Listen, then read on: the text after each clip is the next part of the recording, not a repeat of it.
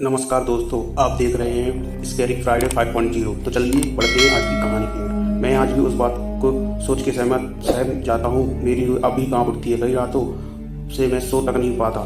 काश हम वहाँ नहीं गए होते। मेरा नाम राकेश कुमार है। ये करीब 6 साल पहले की बात है। तब मैं कॉलेज में पढ़ाई किया करता था।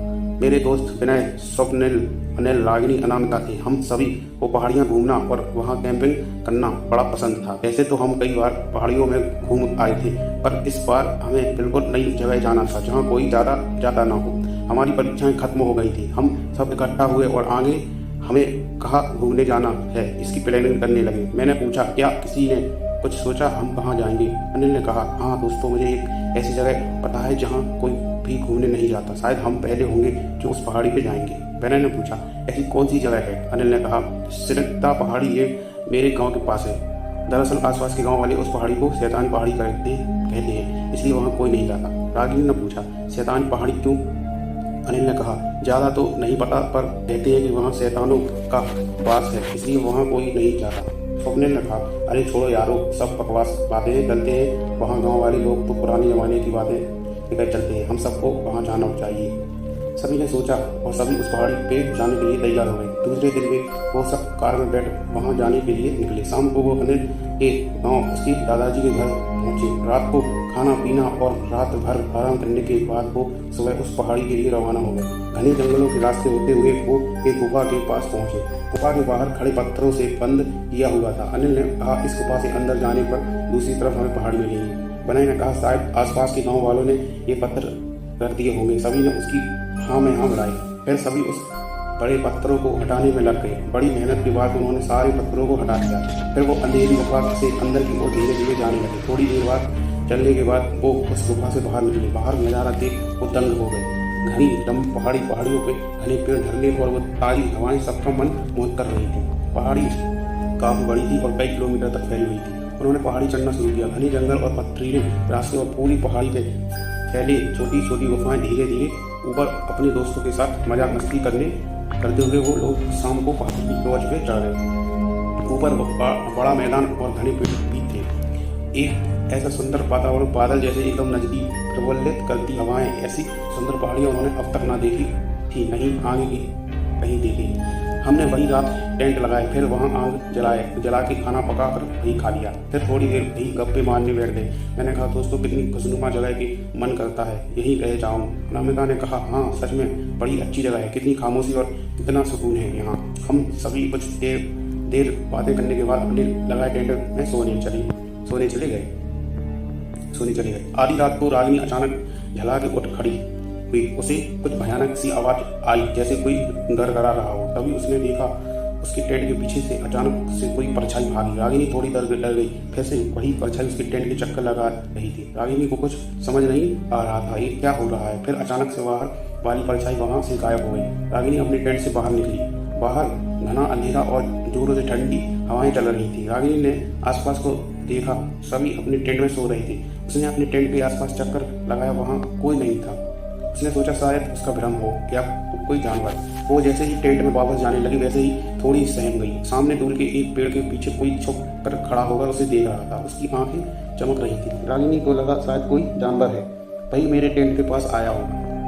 रागिनी को नई चीज़ों को खोजने में बड़ी दिलचस्पी थी। उसके पास हमेशा कैमरा होता था। उसने सोचा शायद से कोई ऐसा जानवर हो जिसका पता दुनिया को न लगा कर। उसने अपना कैमरा लिया और उस चमकती आंखों की ओर अकेली ही आगे बढ़ रही थी। तभी उसने देखा वो अजीब सा जानवर वहां से अंदर जंगल की ओर भागा। तभी रागिनी भी उसके पीछे भागी। भयानक पेड़ों के रास्ते होते हुए भी वो उसका पीछा कर रही थी। तभी आगे जाने पर वो रोक गई। उसने देखा वो जानवर वहीं रोक गया था। अंधेरे में साफ नहीं दिख रहा था, पर उसके शरीर पे कोई बाल नहीं थे। चमड़ी ऐसे एकदम सूखी हुई कारी सी थी। उसका मुंह आगे की ओर था। रागिनी और आगे बढ़ी। तभी वो जानवर उसकी तरफ घुमा। उसको देखते ही रागिनी के रोंगटे खड़े हो गए। वो एक भयानक शैतान जानवर था। उसका मुंह आधा फटा हुआ था, जिसमें से हरे रंग का द्रव बाहर निकल रहा था।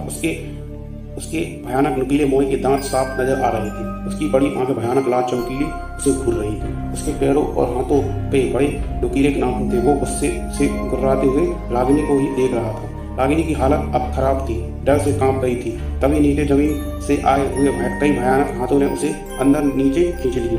नीचे भयानक सुरंगों से उस खींचते खींचते हुए नीचे ले गए जाए आए जहाँ वो शैतान रहते थे। रागिनी ने देखा वहाँ कई सारे किसी की तरफ देखने वाले शैतान थे। फिर धीरे धीरे सभी गुर्राते उस पर टूट पड़े, उसे चीर फाड़ के खाने लगे। किसी ने उसका सिर निकाला, किसी ने हाथ, किसी ने पैर, सब पूरी तरफ उसको चबाने लगे। बड़ा ही भयानक मंजर था। अजीब अजीब आवाज़ों में चिल्लाते हुए ऐसा लग रहा था जैसे कई सालों के बाद उन शैतानों को खाना मिला। वो रागिनी के पूरी शरीर के एक एक अंग को उन्होंने निचोड़ के खा लिया था, यहाँ तक कि वो हड्डियाँ भी खा गए। सुबह हो गई थी। अचानक से लगातार जोरों से बारिश शुरू थी। तूफान आया था। रागिनी का कई पता नहीं था। सभी लोग हैरान थे कि आखिर रागिनी जा कहाँ सकती है। सभी ने उसे आसपास किसी तरह ढूंढा पर उसका पता किसी को नहीं चला। लगातार बारिश के कारण पहाड़ी के नीचे जाने वाले रास्ते पे भूस्खलन हो गया था, इसलिए नीचे जाने का रास्ता बंद था। ऐसे तूफान में वो दूसरा रास्ता भी नहीं खोज सकते थे। स्वप्निल ने सबको दिलासा देते हुए कहा, शायद रागिनी नीचे चली गई होगी। इस बारिश के कारण वो ऊपर नहीं आ पाएगी और ना ही हम नीचे जाएंगे। मैंने कहा, हाँ, यहाँ तो फोन के नेटवर्क भी नहीं है कि उसे कॉल करके पता कर सके। शायद वो नीचे की गई हो। हमें बारिश रुकने तक टेंट में ही रहना होगा। ऐसा लग रहा है शायद और बड़ा तूफान आएगा। अनिल ने कहा, हाँ, जैसे ही बारिश रुकेगी हम नीचे चले जाएंगे। शायद रागिनी हमें नीचे मिले या फिर वो नीचे से ही गाँव लौट गई। अनामिका ने कहा, हाँ, पर वो ऐसे बिना बताए कैसे जा सकती है, वो भी अकेली। विनय ने कहा, हाँ, पर जब तक ये तूफानी नहीं रुकता तब तक हम कुछ नहीं कर सकते। सभी ने उसकी हाँ में हाँ मिलाई और वापस टेंट में जाकर तूफान रुकने की राय देखने लगे। तूफान थमने का नाम नहीं ले रहा था। रागिनी का अब तक कुछ पता नहीं था। किसी तरह टेंट में ही खाना बनाकर उन्होंने खा लिया, पर फिर से अपने टेंट में जाकर सो गए। रात को बिजली की कड़कड़ाहट जोरों पर थी। लगातार बारिश हो रही थी। तभी स्वप्निल को लगा उसका पूरा अंग गीला हुआ पड़ा है। वो जैसे ही उठा वैसे ही पूरी तरह चौंक उठा। वो अपने टेंट में नहीं था, वो किसी जमीन के नीचे बने सुरंग में पड़ा हुआ था। वहाँ काफी अंधेरा था। तभी अजीब अजीब आवाजें आने लगी, जैसे कोई सामने बनी सुरंगों से उसके पास आ रहा है। स्वप्निल डर से कांप उठा। उस भयानक अंधेरी सुरंग में वो कैसे आ गया उसको कुछ नहीं पता था। तभी लाल भयानक चमकती आंखें उन सभी सुरंगों से उसे घूर घूर के देख रही थी। उनमें से निकलता हरे रंग का द्रव भी उस भयानक अंधेरी सुरंग में रोशनी का फैला रहा था। धीरे धीरे वो सभी भयानक शैतान बाहर आने लगे। उन्हें देखते ही स्वप्निल के रोंगटे खड़े हो गए। फिर धीरे धीरे वो उसके पास आने लगे। स्वप्निल वहाँ से हिल भी नहीं पाया। फिर सारे भयानक शैतान उस पर टूट गए। स्वप्निल की भयानक चीखें पूरे सुरंगों में गूंज रही थी, पर उसे वहाँ बचाने वाला कोई भी नहीं था। फिर तभी शैतानों ने जैसा रागिनी के साथ किया था वैसा ही स्वप्निल को भी बुरी तरह से चीर फाड़ अपनी भूख मिटा दी। फिर इंतजार करने लगे कि अब अगला शिकार हो। सुबह हो गई। लगातार तूफान शुरू था। अब स्वप्निल की कुछ पता नहीं था। सारे लोग परेशान थे। उन्हें कुछ समझ नहीं आ रहा था। पहले रागिनी और अब स्वप्निल दोनों गायब थे। उन्होंने फिर से उस भारी तूफान में दोनों को ढूंढना, पर उनका कहीं पता नहीं मिल पा रहा था। फिर सभी टेंट में इकट्ठा हुए। अनामिका ने कहा, मुझे बड़ा डर लग रहा है। रागिनी और स्वप्निल दोनों का कहीं पता नहीं चल रहा है।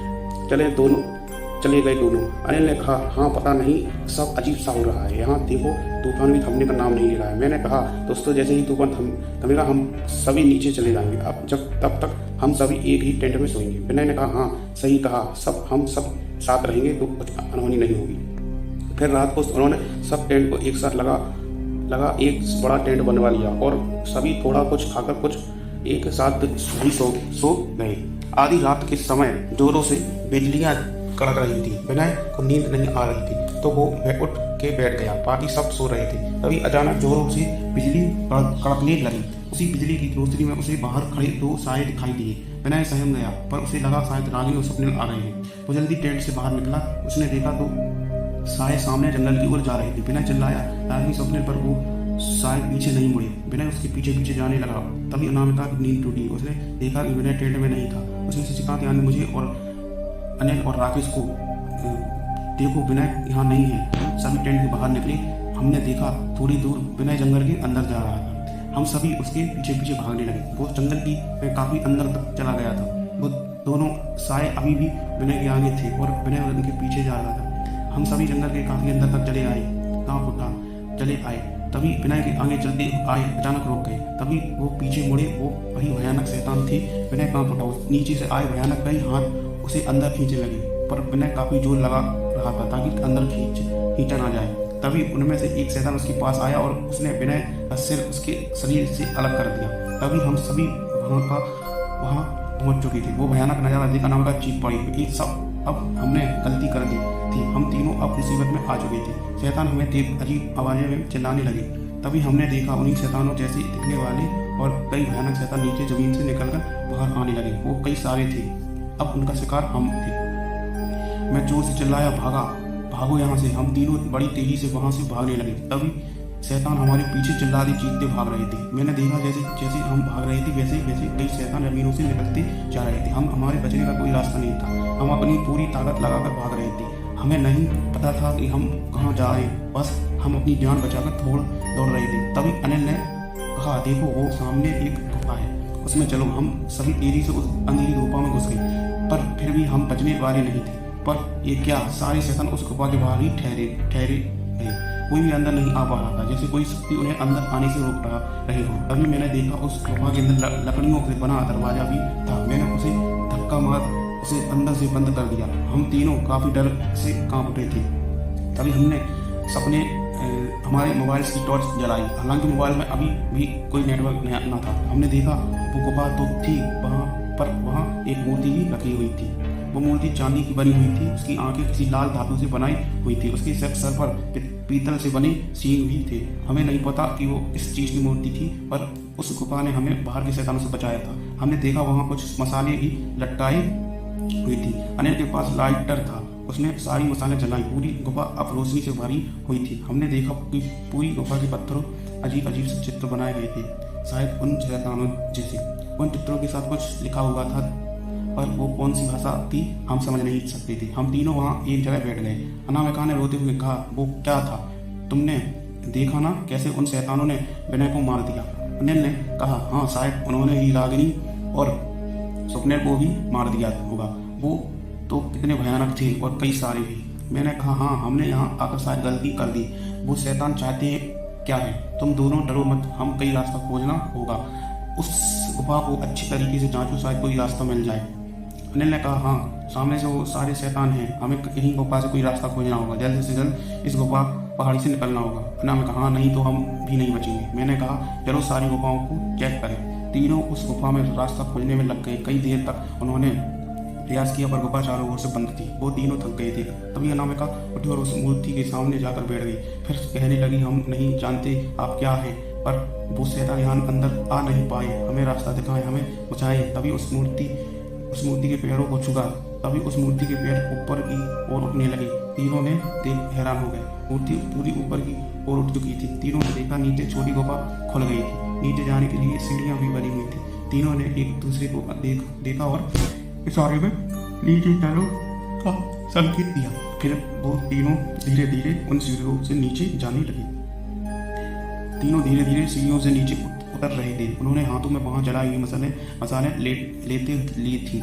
जब वो आखिरी सीढ़ी उतरे, तभी अचानक चमगादड़ की पहुंच उन पर टूट पड़ी। जैसे तैसे उन्होंने खुद को संभाला, फिर भी वो मकड़ी के बड़े बड़े जालों को हटाते हुए आगे बढ़ने लगे। सामने एक दरवाजा था। दरवाजे पर एक पीतल का सांप बना हुआ था।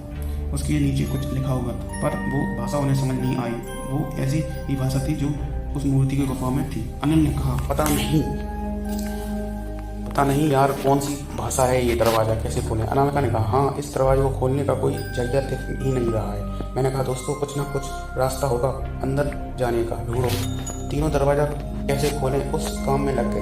तभी अनामिका ने दोनों को इशारा किया, देखो, ये पीतल का सांप अपनी पूंछ की तरफ देख रहा है। शायद उसने सांप की पूंछ को छुड़ा। वैसे ही पूंछ बाई तरफ से दाईं तरफ मुड़ी। वैसे ही वहाँ एक लड़के का बॉक्स खुला। उसमें तांबे का गोला का गड़ा था। तभी असमंजस में पड़ गए थे, क्या निकला? तभी अनिल ने इशारा किया, देखो, दरवाजे के ऊपर उसी तरह का गोला चिन्ह है, वहाँ लगा के देखो। अनामिका ने वो तांबे का कड़ा वहाँ लगाया। तभी दरवाजा खुलने लगा। दरवाजे के पीछे जो था उसे देख तीनों के रोंगटे खड़े हो गए। उस जगह असंख्य काले सांप घूम रहे थे। अब तीनों पीछे हट गए। वो दुविधा में थे, अब कैसे आगे जाएं। तभी एक भयानक आवाज वहाँ गूंजी, अंदर आओ। वैसे ही वो सारे काले सांप वहाँ से हटने लगे। उन तीनों को जाने का रास्ता बनाने लगे। हम तीनों को कुछ समझ आ रहा था क्या हो रहा है। तभी फिर से अंदर से आवाज आई, डरो मत, अंदर आओ सब। हमने एक दूसरे को देखा है। फिर हम धीरे धीरे अंदर आने जाने लगे। सारे काले सांप पीछे हट गए थे। कोई भी सांप हमें डसने नहीं आ रहा था। हमने देखा अंदर एक और बड़ा कमरा था। हम तीनों उसी में गए, पर हम पूरी तरह सहम गए। वहाँ एक भयानक सा दिखने वाला शैतान जो पूरा काला माथे के शरीर पे काले सांप लिपटे हुए थे, बड़ी बड़ी बेड़ियों में बंद था। उसके शरीर की चमड़ी से काला खून बह जा रहा था। उसका चेहरा बड़ा ही भयानक और बड़ी बड़ी अजीब सी आंखें थी। हम आगे जाने से डर रहे थे। फिर उसने हमारी तरफ देखा और कहा, तुम सभी डरो मत, मैं तुम्हें कुछ नहीं करूँगा। अनिल ने डरते हुए पूछा, आप हैं कौन? उसने कहा, मेरा नाम शेष ठांग है, मेरी मदद करो, मुझे जलाकर मुझे मुक्ति दिला दो। मैंने पूछा, आपको जलाते पर क्यों? उसने कहा, कई सालों में यहाँ इसी तरह तड़प रहा हूँ, आज तुम यहाँ आए, आज मुझे मुक्ति मिलेगी। अनामिका ने पूछा, पर आप यहाँ कैसे आए? उसने कहा, मुझे साथ दिया गया है उस शैतान से तिवर ने। मैंने पूछा, कौन तिवर? उसने कहा, जिन शैतानों से तुम बच के आए उन्हीं का सरदार तिवर है, जो तुम्हें भी इस जगह से कभी निकलने नहीं देगा। वो बड़ा ही भयानक में राजा एसीबंट का सेनापति था। राजा के आदेश पर भी यहाँ कई 100 साल पहले मैं उसे मारने आया था। उस पर उस शैतान ने मुझे साथ दे दिया और इतने सालों से तड़पने के लिए छोड़ दिया। तुम लोगों ने ऊपर जो मूर्ति देखी वो किसी भगवान की मूर्ति नहीं, उसी शैतान की मूर्ति है। अनिल ने पूछा, पर बहुत सारे शैतान लोग यहाँ नहीं आ पाए। उसने कहा, शायद वो शैतान मेरे ही मारे गए सैनिक थे। तिरविल और की इस गुफा में वो नहीं आ सकती, क्योंकि उनका काम किसी को भी यहाँ आने से रोकना होता है। उसके साथ भी एक गलती थी, उसने उन्हें यहाँ प्रवेश बंद कर दिया था। यही उसकी गलती तो उससे तुम बच पाए। तिरविल ने उन्हें ऐसा शैतान बना दिया। मैंने पूछा, तो तिरविल कहाँ है? उसने कहा, मैंने तिरविल को बंदी बना लिया था, वो आगे जाने वाली गुफाओं में अकेले थे, पर उसने हमें साथ दे दिया था, इसलिए मैं और मेरे से जो शैतान है उसी के साथ रह गए हैं। वो कैद तो है, पर अपनी शक्तियों से अभी भी अपनी शैतानियत फैला रहा है। अगर वो मुक्त हो गया तो बाकी दुनिया में खतरे में है। अनामिका ने पूछा, हम यहाँ कैसे निकले? उसने कहा, उसे मार के ही तुम निकल पाओगे। ये गुफाएं काफ़ी लंबी और कई सारी हैं। तुम्हें पहले सुगढ़ तलवारें ढूंढनी होगी, फिर वो मिल जाने के बाद तिरविल का उस तलवार से काट देना है। मैं उन्हें ढूंढता उसके पहले ही मुझे सांप लग गया। अगर तुमने ये काम किया तो तुम्हें अपने आप अपना रास्ता मिल जाएगा, पर सावधान, वो भयंकर और शक्तिशाली है। साथ रहना, पहले तलवारें ढूंढो, फिर उसे ढूंढ मार दो। शायद भगवान ने तुम्हें अब तक इसलिए बचाया रखा होगा। हम तीनों ने काफ़ी देर सोचा, फिर उसने कहा, हम उसे मारेंगे और यहाँ से जरूर बाहर निकलेंगे। उसने कहा, बच्चों, भगवान तुम्हारा साथ है, अब मुझे जला दो और इस भयानक पीड़ा से मुक्ति दे दो। हमने साथ लाई हुई मसाल की आग से उन्हें जला दिया। उन्हें जलाने के बाद एक सफ़ेद रंग की आकृति हमें नमन करती हुई वहाँ से गायब हो गई। तभी और एक दरवाज़ा खुला जो अंदर गुफा की ओर जाता था। हम धीरे धीरे उस गुफा से गुजर रहे थे। अजीब सी भयानक और शांति अंधेरी भयानक गुफा। हमें डरे हुए तो थे, पर हमें पता था अगर हमें बचना है तो हमें वो पार करना ही पड़ेगा। आगे जाने पर हमने देखा आगे जाने के लिए कई सारी गुफाएं थी। हम वहाँ रुक गए। हम अब दुविधा में थे कि किस गुफा में आगे बढ़े। हमने गुफाओं के बाहर चेक किया, एक गुफा के अंदर से अजीब सी बदबू आ रही थी। मैंने उन दोनों को कहा, हमें यहाँ से चलना चाहिए, शायद आगे कुछ तो है। उन दोनों ने कहा। फिर हम सभी तो उस गुफा में घुस गए। धीरे धीरे उस अजीब सी बदबू को सूंघते हुए हम आगे बढ़ रहे थे। हमने देखा आगे अजीब से काले फूल लगे हुए थे, शायद वो बदबू वहीं से आ रही थी। हम और आगे बढ़े, सारी तरफ वहीं फूल थे, ऊपर नीचे जहाँ देखा वहाँ। तभी अचानक हमें कुछ आवाज़ आ गई। तभी हम वहाँ अचानक से भयानक बड़े बड़े काले कीड़े हमारी तरफ आने लगे। वो हमें मारना चाहते थे, पर हमने भी कभी हिम्मत दिखाई। हमने मसालों के सारे उन्हें रोके रखा। वो आगे से पीछे हो रहे थे।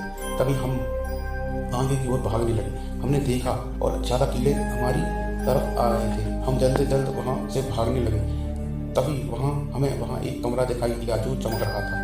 हम सभी उन कीड़ों को किसी तरह रोकते हुए उस कमरे में घुस गए और अंदर से दरवाज़ा बंद कर दिया। हमने देखा उस बड़े कमरे में एक छोटा पानी का तालाब था। पानी सोने की तरह चमक रहा था। हम तीनों ने सब देख काफ़ी हैरान थे। हमने देखा उस तालाब के बीचों बीच एक कुआं भी था। जैसे ही हमने अब पानी में पैर रखा, हमें झटका लगा। हम बाहर कीड़े और अंदर से अजीब तालाब हमें फिर से मजबूर कर दिया कि आगे कैसे जाए। हम सोच ही रहे थे कि अब आगे कैसे जाएं। तभी उस चमकते तालाब के पानी में बुलबुले होने लगे। हम तीनों काफ़ी डर गए। धीरे धीरे उन बुलबुलों से कोई बाहर आ रहा था। उसे देख हम तीनों सहम गए। हाथ में हमसे छोटा गुलाबी आंखों वाला, लंबी पूंछ, नीले रंग का अजीब सा दिखने वाला जल प्राणी हमारे सामने था। उसने हम गौर से देखा, फिर बोला, तुम स्वर्ण तलवार ढूंढने निकले हो ना? मैंने पूछा, हाँ, पर आपको कैसे पता? जल प्राणी यहाँ अब तक कोई नहीं आया। अगर तुम आए हो तो जरूर तुम्हें स्वर्ण तलवारें चाहिए होंगी उस शैतान को मारने के लिए। मैंने पूछा, तुमको तुम वो कौन? जल प्राणी मैं नील मरांग हूँ। अगर तुम मेरी एक पहेली का सही उत्तर दोगे तो तुम्हें स्वर्ण तलवार रास्ते में जाने दूंगा, और वो रास्ता इस तालाब के कुएं से होकर जाता है। अनिल ने पूछा, ठीक है, तुम पहले पूछो। जल प्राणी, तो बताओ ऐसी कौन सी चीज़ है जिसका जितना ज़्यादा खर्च करें तो उतना ही बढ़ेगी। अनिल ने सोचा, यार ऐसी क्या चीज़ होगी जिसका खर्च करेंगे तो ज़्यादा बढ़ेगी। अनामिका ने अपने दिमाग की घोड़े दौड़ा, फिर कहा, ज्ञान, जिसको आप जितना खर्च करोगे उसे कई ज़्यादा प्राप्त करोगे। जल प्राणी वो मुस्कुराया, फिर वही सही जवाब। फिर अचानक वो तालाब का पानी और नील मरांग वहाँ से गायब हो गया। फिर तीनों उस कुएं के पास गए। कुएं के अंदर नीचे जाने के लिए सीढ़ियाँ बनी हुई थी। वो तीनों धीरे धीरे नीचे उतरने लगी। उन्हें वहाँ एक काले पत्थर से बनी सुरंग दिखाई दी। तो धीरे धीरे उसमें से गुजरने लगी। आगे उन्हें कुछ दिखाई दिया। वहाँ छोटी छोटी बर्फ की हिमशिलाएं थीं। उन्हें समझ नहीं आया कि यहाँ कहाँ पार पहुँच गए। वो आगे बढ़ने लगे। तभी उनके सामने बर्फीले भालू थमके। वो 5 बर्फीले भयानक भालू थे। उनके दांत बड़े बड़े और मुंह से खून टपक रहा था। उनकी आंखें गुस्से से लाल थी। हम तीनों बुरी तरह कांप उठे। अब क्या नई मुसीबत हमारे गले लग गई थी। वो सारे हमारी तरफ दौड़ते हुए पास आने लगे। मैंने कहा, दोस्तों भागो यहाँ से। हम जान बचाकर उन शिलाओं के बीच से भागने लगे। वो सारे भालू पागलों की तरह हमारे पीछे थे। हमारी मौत हमारे पीछे थी। हम एक शिला के पीछे छिप गए। हम बड़े घबराए हुए थे। वो यहाँ वहाँ हम ढूंढ रहे थे। तभी भयानक दरिंदे भालू ने हमें देख लिया। अब हमारी सांसें अटक गई थी। यहाँ अब हमारा बचना मुमकिन नहीं था। हम वहाँ से फिर भागने लगे। तभी अचानक भागते हुए हमारी नीचे की बर्फ टूटी और हम तीनों एक बड़ी लंबी बर्फ की सुरंग से फिसलते हुए नीचे आ धमके। इसी तरह हम उन दरिंदे भयानक भालुओं से बच गए थे। अभी हमें और कितनी मुसीबत झेलनी थी हमें नहीं पता था। हमने देखा, हम जहाँ गिरे थे वहाँ एक बर्फ की सुरंग आगे की ओर जा रही थी। अनिल ने कहा, ये हम कहाँ फंस गए यारो, यहाँ तो हर तरफ मौत है। अनामिका जोरों से सांसें भरते हुए बोली, शायद हम नहीं बच पाएंगे। मैंने कहा, चाहे हम ना भी बचे, पर जब तक हम जिंदा हैं हमें बचे रहने की कोशिश करनी चाहिए। अनिल ने कहा, पता नहीं कहाँ होगी वो स्वर्ण तलवार। मैंने कहा, अब तक हम बचे हुए हैं, हमें जरूर वो स्वर्ण तलवार मिलेगी। अनामिका ने कहा, हाँ, अब जब तक आखिरी सांस है तब तक कोशिश करेंगे, चलो आगे चलिए। हम तीनों फिर उस बर्फ की सुरंग से आगे बढ़ने लगे। हमारे सामने कई घने काले रंग के पेड़ पत्ते थे। किसी जंगल की तरह था, बस इतना ही कि वो पूरा काले रंग का था। अब हम बर्फ से निकलकर इस जंगल में आ गए थे। अजीब सी आवाजें उस जंगल से आ रही थी। वहाँ पानी का एक झरना भी था, पर वो भी काले रंग का पानी।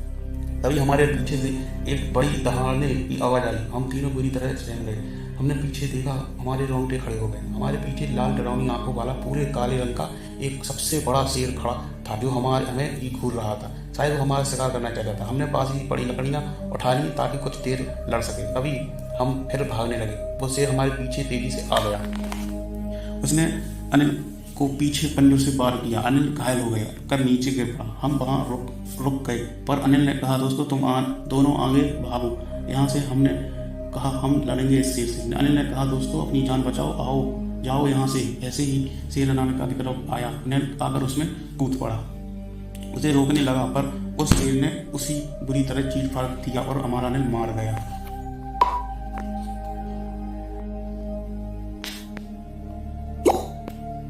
मैंने अनामिका का हाथ पकड़ा। हम वहाँ से भागने लगे। शेर अब हमारे पीछे था। हमने देखा आगे छोटी गुफा थी। हम दोनों जल्द उसमें रेंगते हुए घुस पड़े। वो शेर अंदर घुस नहीं पाया। वहाँ बाहर ही जोर जोर से दहाड़ता रहा। हम उस छोटी सुरंग से होते हुए एक बड़ी जगह आ पहुँचे, जहाँ एक सोने से बना दरवाजा था। अनामिका ने रोते हुए कहा, अनिल ने हमारे लिए जान दे दी। मैंने भी कहा, हाँ, अनिल सच में बड़ा बहादुर था, जिसकी वजह से उसको ये मौत मिली। उसी दुनिया को हमें खत्म करना है। अनामिका ने कहा, हाँ, हम सभी की मौत का बदला जरूर लेंगे। हम दोनों के अंदर अब डर नहीं था। अब हम दोनों में गुस्से से भरी ज्वाला भड़क रही थी। हमने वो सोने का दरवाजा खोला। हमने देखा वहाँ 2 स्वर्ण तलवारें रखी हुई थी। वो हमें मिल चुकी थी। अब बारी थी उस शैतान तरवर को ढूंढ उसे मारने की। जैसे ही हमने स्वर्ण तलवारें निकाली, सामने से एक और गुफा खुली। हम दोनों स्वर्ण तलवारें लिए उस गुफा से गुजरने लगे। काली अंधेरी गुफा में हम दोनों धीरे धीरे संभाल के आगे बढ़ रहे थे। तभी किसी चीज की आवाज़ से हम डर गए। हम सहम कर पीछे हटे। जब सामने देखा, हमारे रोंगटे खड़े हो गए। असंख्य मकड़ियाँ जो अपने आकार में बहुत बड़ी थी हमारी तरफ उस गुफा से आ गई। नीले डरावनी आंखें, अजीब सी चिल्लाहट वो हमारे शिकार करने आई थी। जैसे ही एक बड़ी मकड़ी हम पर हमला करने आ गई, मैंने तलवार से उसका सर काट दिया। ऐसे ही सवर्ण तलवार और चमकने लगी। उस चमक से बाकी सारी मकड़ियाँ, शैतानी मकड़ियाँ पीछे हटने लगी। हमने वो तलवारें उनके सामने पकड़ आगे चलने लगे। उस रोशनी से वो सारी मकड़ियाँ वहाँ से अंदर की ओर भाग खड़ी हुई। हम दोनों अब उनसे बच गए थे। ना का बोली पता नहीं और कितने शैतान आएंगे। मैंने कहा चाहे जितने भी आए, अब या तो हम मरेंगे या फिर वो। अनामिका बोली हाँ सही कहा, जब तक जान है उन शैतानों के आगे नहीं झुकेंगे। मैंने कहा तेरे मिल जाए उस शैतान को मार, इस पहाड़ी को शैतानों से मुक्त कर दूंगा। अनामिका ने कहा हाँ, हमारे दोस्तों का बदला भी वैसे ही पूरा होगा। मैंने कहा हाँ चलो आगे चलते हैं। हम दोनों फिर उस गुफा के से धीरे धीरे आगे बढ़ने लगे। आगे एक बड़ा दरवाजा था जिसमें एक शैतान का चित्र बना हुआ था। हमने दरवाजा खोला और सामने हमारे स्वागत के लिए शैतानी शेर खड़े थे। लंबे नुकीले दांत, लाल चमकते हुए आंखें, गुस्से में हम दोनों की तरफ घूर रहे थे। तभी सभी ने एक साथ हम पर हमला कर दिया। हमने तलवारों से कई शेर मार गिराए, पर अचानक एक शेर के हमले से अनामिका की तलवार नीचे गिर गई। मैं बाकी शेरों से लड़ रहा था। इस तरफ अनामिका मुसीबत में थी। उन्होंने हमला किया। जब तक मैं बचाने आता अनामिका घायल हो चुकी थी। फिर मैंने सब शेर को मार गिराया। मैंने अनामिका को उठाया, वो घायल भी थी पर फिर भी मेरा साथ देना चाहती थी। अनामिका को संभालते हुए मैं आगे जाने लगा। मैंने देखा सामने एक और बड़ी गुफा थी, वहाँ रोशनी भी थी। हम दोनों वहाँ गए। अंदर घुसते ही हम पूरी तरह कांप उठे। हर तरफ बड़े बड़े चमगादड़ उल्टे लटके हुए थे। आसपास मसाले जल रही थी। सामने हमसे कई गुना लंबा, पूरा काले रंग का भयानक बड़े नाखून, भयानक शैतान अपनी आंखें घूरती हुई बड़ी बेड़ियों में झगड़ा नजर हम दोनों पे खड़ी हुई थी। मैंने पूछा कौन हो तुम? वो भयानक तरीके से हंसा, फिर गुस्से से हमारी तरफ देखा, बोला मेरी दुनिया में आकर मुझी से पूछते हो मैं कौन हूँ? मैंने कहा तो तुम ही हो शैतान दरबार जिसने मेरी भयानक पहाड़ी बनाई। उसने कहा हाँ ये मेरी पहाड़ी है, मुझे तो पूरे विश्व में अपनी शैतानियत कायम करनी थी, पर उस शिष्टांग ने मुझे बंदी बना लिया। मैंने कहा शैतान तेरा अंत कर, इस पहाड़ी को भी मुक्त कर दीजिए। उसने कहा ये स्वर्ण तलवार मुझे मार तो सकती है, पर ये मेरे छूटने का उपाय है। तो मैं नहीं मरना तो वो तलवार मेरी तरफ फेंको, इससे मैं अपनी बेड़ियाँ तोड़ पाऊंगा। मैंने कहा मैं मर जाऊंगा पर तुझे आज़ाद नहीं करूंगा। उसने कहा मुझ तक आकर तो दिखाओ। तभी एक बड़ी दहाड़ सुनाई दी, वही काला भयानक शेर जिसने अनिल को मारा था। अब वो मेरे और अनामिका के सामने था। अनामिका घायल थी। मैंने उसे पास ही नीचे बैठा दिया। वो पूरी मुझसे इस दरंदे को मार देना, हमारे अनिल का बदला लो। इतना बोलते ही वो शेर मुझ पर कूद पड़ा। उसने मुझ पे पंजा मारा।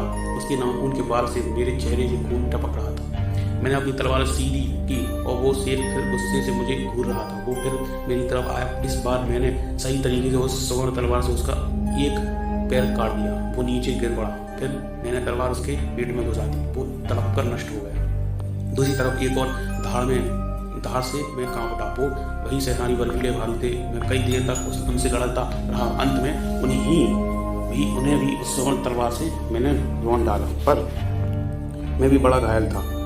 अब बड़ी जरबल शैतान थी, पर जैसे मैं उसे मारने लगा गया वैसे ही एक और गुफा खुली। उसमें से वही पहाड़ी वाले भयानक शैतान आ गए। अब मुझसे लड़ने की ज़्यादा हिम्मत नहीं थी। तभी अनामिका लड़ाते हुए मेरे साथ खड़ी हो गई। उसने कहा कुछ भी हो जाए आज इस शैतान को मारना। उसने भी अपनी तलवार साथ ली। मेरे साथ उन शैतानों से लड़ने अब मेरा विश्वास बढ़ गया। हम दोनों उन शैतानों से लड़ने लगे। कई शैतानों के सिर हमने काट दिए, पर उनकी संख्या बढ़ती जा रही थी। तभी अनामिका मुझसे बोली तुम जाकर त्रिवीर को मारो, ये सारे अपने आप मर जाएंगे। त्रिवीर की ओर गया। रास्ते में आए हर शैतान को मारते हुए मैं जैसे उसका सिर काटने गया, तभी पीछे से आए उसके भयानक हाथ ने मेरा गला पकड़ लिया। अब मैं उसकी टंगल में फंस चुका था। तभी अनामिका चिल्लाई जय माँ काली। फिर गुस्से में उन शैतानों को मारते हुए मेरे पास आ गई। त्रिवेण ने मुझे छोड़ उसके हाथ के भयानक नाखून अनामिका के अंदर घुसा दिए। मैंने जल्दी उसका सिर अपनी स्वर्ण तलवार से काट दिया। त्रिवेण पूरी तरह तड़प कर मरने लगा। सारे शैतान भी जलकर मरने लगे।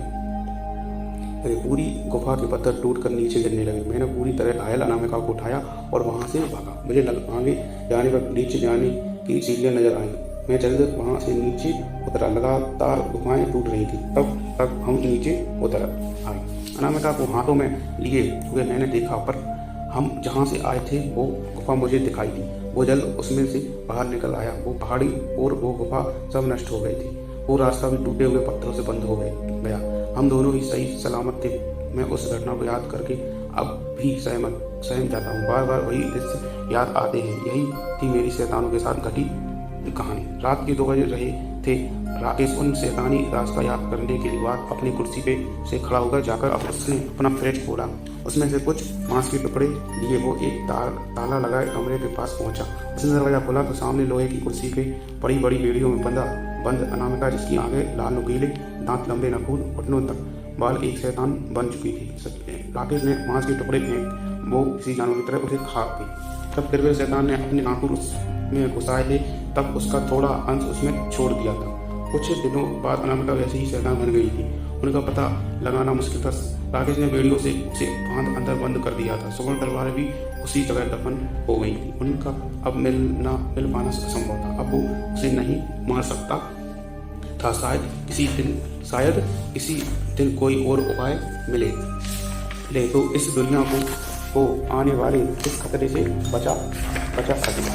दोस्तों, इस कहानी अगर आपको अच्छी लगे तो सब्सक्राइब करें, शेयर करें। तो दोस्तों, इस कहानी में बस इतना ही। जब तक के लिए bye and take care. Thank you.